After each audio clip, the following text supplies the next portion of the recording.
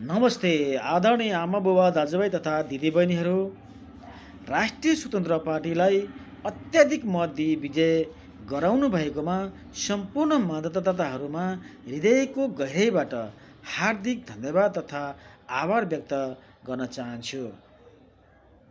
तपाईहरूले दिएको यो मत केवल एउटा चुनावी मत परिणाम मात्र होइन, यो देश बदल्ने जनताको आशा भरोसा पीडा र सपनाको अभिव्यक्ति पनि हो। वर्षौँदेखि राजनीतिप्रति बढ्दै गइरहेको निराशा असन्तुष्टिको बीच पनि तपाईहरूको हिम्मत हार्नु भएन, लोकतन्त्रमा विश्वास राख्नुभयो, परिवर्तनको पक्षमा साहसिक निर्णय गर्नुभयो। तपाईहरूको यो अमूल्य मतले आज एउटा सन्देश दिएको छ। देशका जनता अब सचेत छन्, उनीहरू झुक्दैनन्, बिग्दैनन्। देशको भविष्यसँग खेलबाड हुन दिँदैनन्।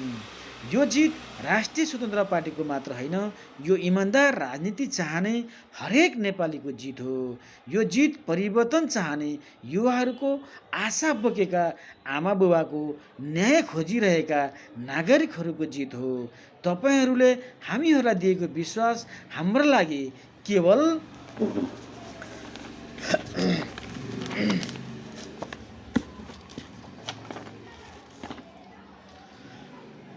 गर्वको विषय मात्र होइन, यो ठुलो जिम्मेवारी र कर्तव्यको स्मरण पनि हो। अब हामीहरूले तपाईहरूको आशा भरोसा र सपनालाई कर्म मार्फत प्रमाणित गर्नुपर्नेछ। हामी भाषा गर्छौँ, जनताको मतको सम्मान गर्दै देश र जनताको हितलाई केन्द्रमा राखेर सच्चा पारदर्शी र जनमुखी राजनीति गर्नेछौँ।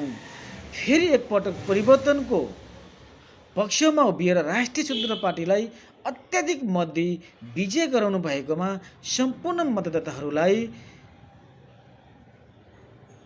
हृदयको अन्तर्तस्करणदेखि नै सम्मान तथा आभार व्यक्त गर्दछौँ। क्षेत्रीय कार्य समिति मोरङ 3, धन्यवाद।